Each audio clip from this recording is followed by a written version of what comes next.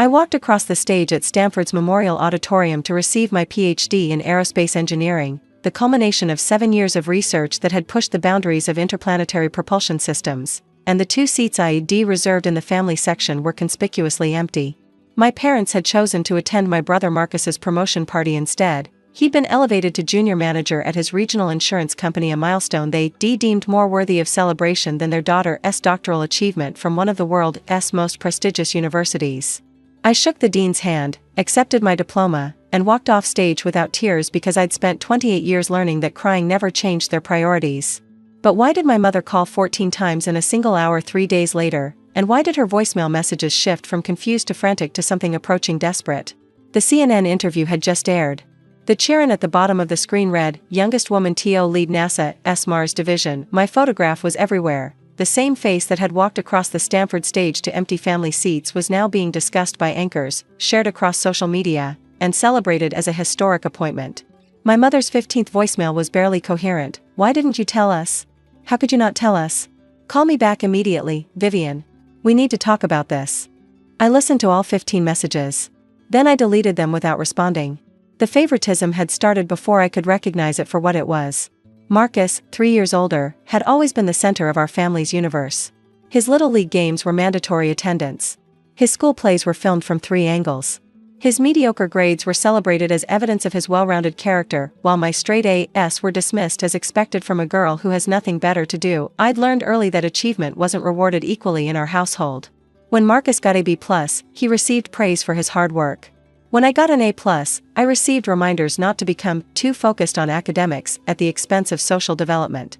"You need to be more likable," my mother would say. "Nobody wants to date a girl who's smarter than them."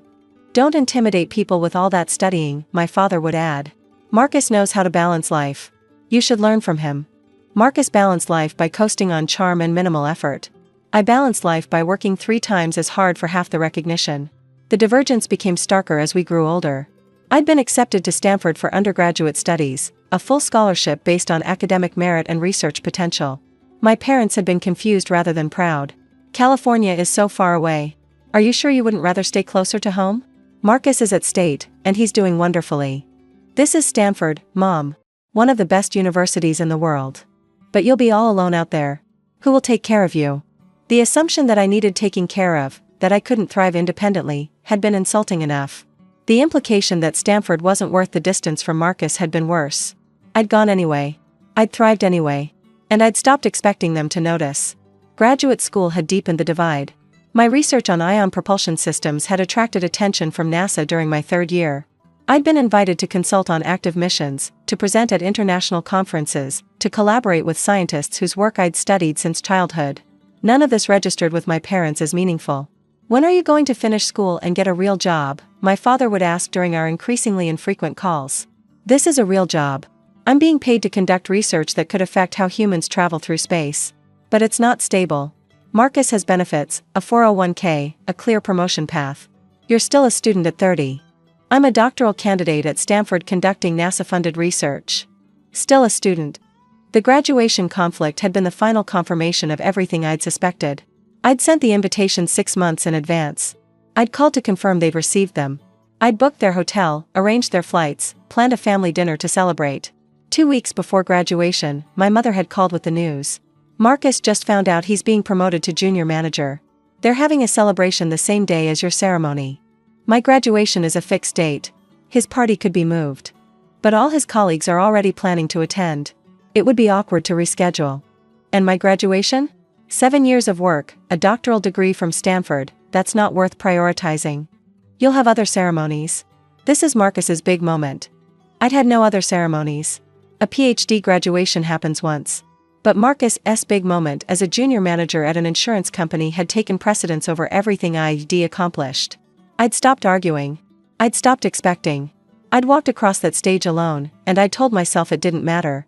The NASA appointment had been in the works for months. My dissertation research had solved a critical problem in ion propulsion efficiency that had implications for long-duration space missions. The Mars division had been following my work, and as I'd approached graduation, they'd approached me with an offer that had seemed almost impossible. Director of Propulsion Systems Development. The youngest woman ever to lead a division within NASA's Mars exploration program.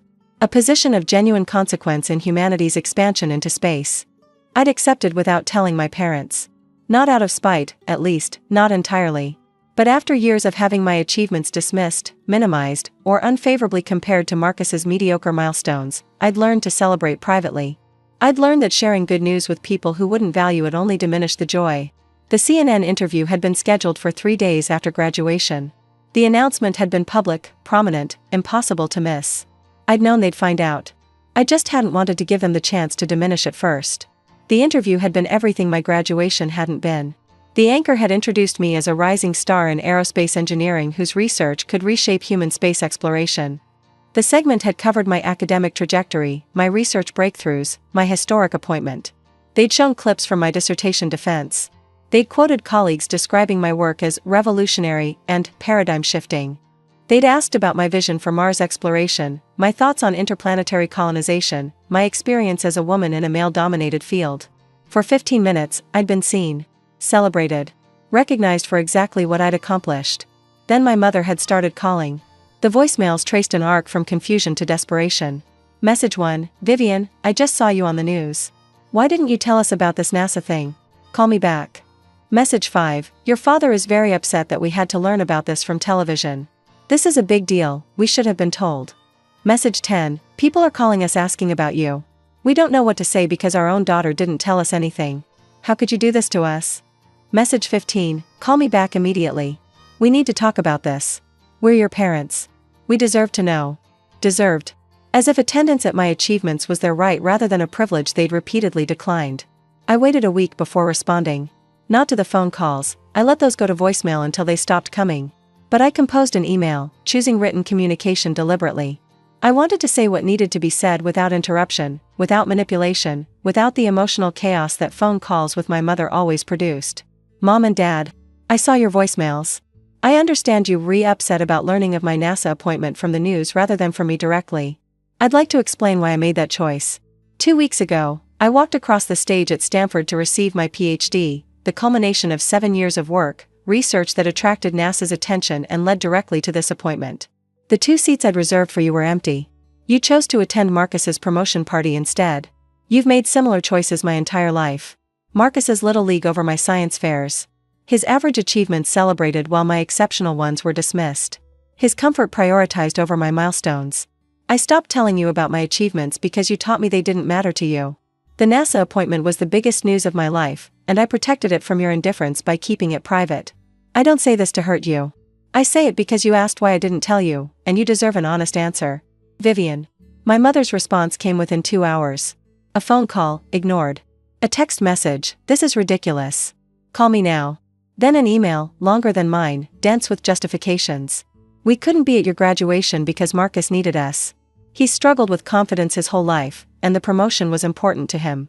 You've always been independent, you didn't need us there the way he needed us at his party. And to suggest we don't care about your achievements is unfair. We've always been proud of you. We just don't understand the science things you do, so it's hard to know what's important and what's not. How are we supposed to know a PhD graduation was bigger than a promotion to manager? The question answered itself, but she couldn't see it. The family dynamics shifted in unexpected ways after the news coverage. Extended relatives who'd barely remembered my name suddenly wanted to connect on LinkedIn. Family friends who'd spent years asking, and what does Vivian do again, now mentioned my NASA position in conversations as if they'd always followed my career. Vivian. My parents began telling people they'd always known I was destined for great things. The revisionist history was staggering. Vivian was always so focused, even as a child. We encouraged her interest in science every chance we got. We're so proud of everything she's accomplished. We always supported her dreams. The narrative they constructed bore no resemblance to my actual childhood. But contradicting them publicly would have made me look petty, so I let them rewrite history to an audience that didn't know better. Marcus's response was unexpectedly honest. He called a month after the CNN interview, the first direct communication we'd had in over a year. I saw the news. Congratulations. That's genuinely impressive. Thank you. Mom and Dad are spinning out. They keep talking about how they should have been there, how they didn't know this NASA thing was happening. They didn't know because I didn't tell them. And they weren't at graduation because they were at your party. Silence on the line. I didn't ask them to skip your graduation. I didn't even know that's what happened until last week. But you also didn't tell them to go.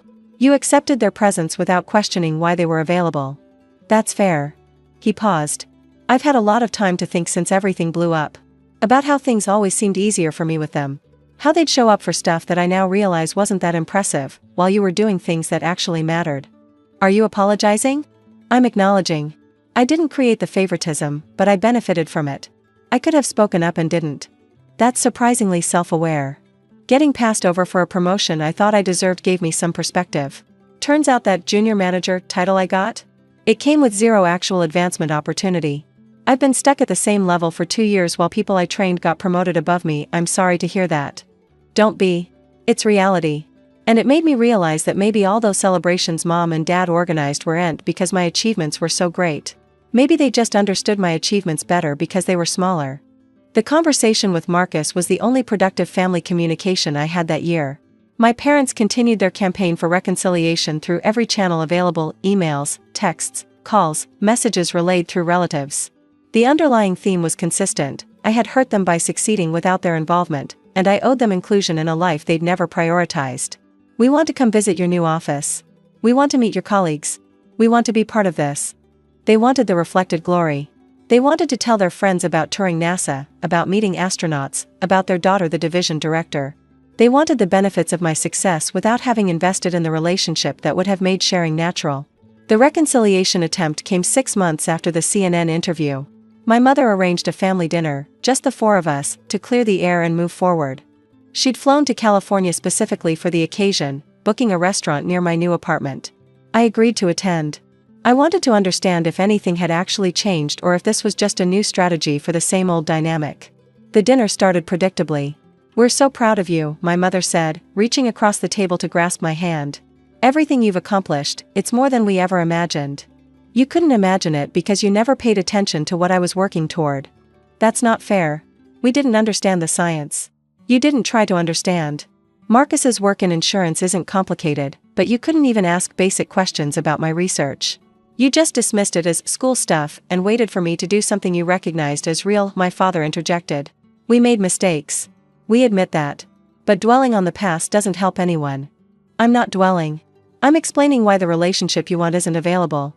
You can't skip my graduation for Marcus's party, then expect front row seats to my NASA career. We said we were sorry about the graduation. You said it was a difficult choice.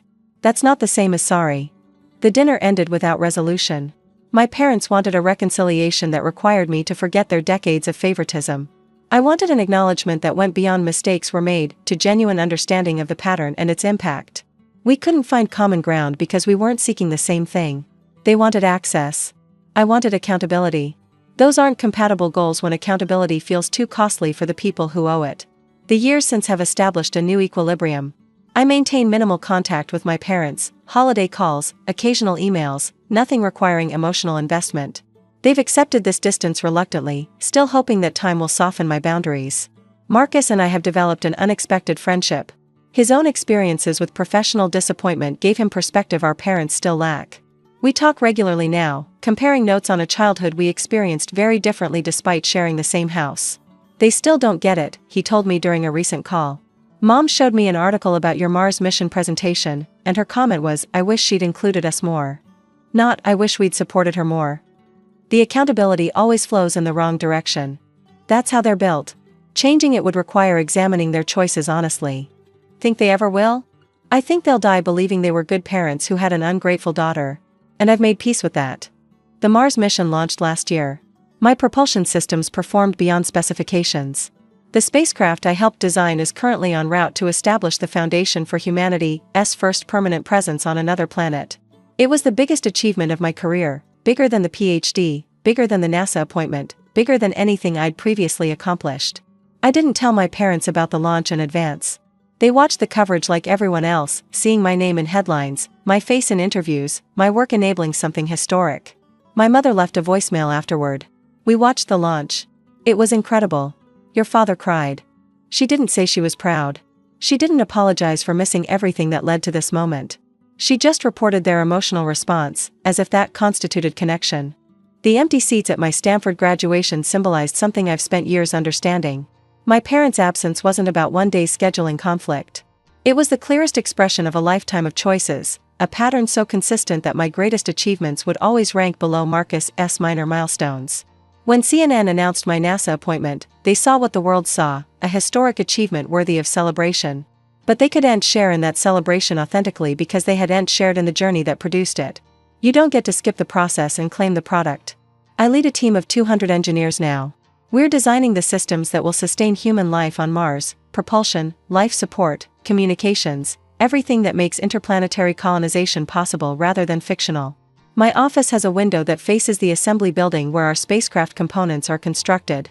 Sometimes I stand there, watching pieces of humanity's future take shape, and I think about those empty seats at Stanford. They don't hurt anymore. The absence that once symbolized rejection now represents something else, proof that external validation isn't necessary for internal satisfaction. I built a career without my parents' support. I achieved recognition without their recognition. I became someone they couldn't help but notice, not because I wanted their attention, but because the work itself mattered.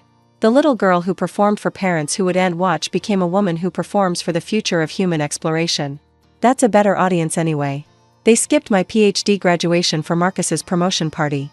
Junior manager at an insurance company trumped a doctorate from Stanford. I walked across that stage to empty seats, and I didn't cry because I'd spent a lifetime learning that tears didn't change their priorities. 3 days later, my mother called 14 times in 1 hour.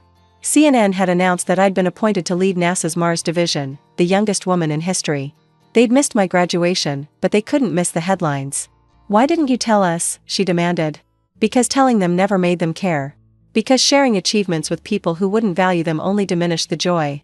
They wanted into my success after opting out of my struggle. But you don't get to skip the process and claim the product. The empty seats stay empty. And I fly to Mars anyway.